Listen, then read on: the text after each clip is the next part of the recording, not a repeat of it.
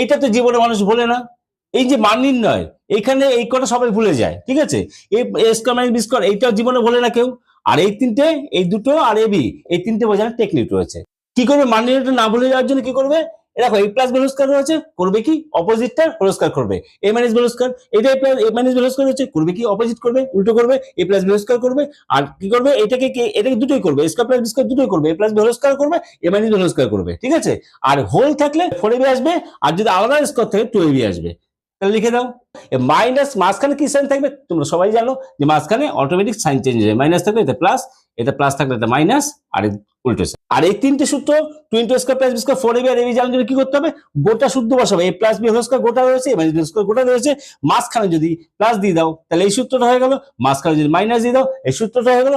আর যদি by two করে দাও, মাঝখানে মাইনাস ছিল যে 4ab থেকে যদি বাই টু করে দাও তাহলে কি হবে, ab হয়ে যাবে।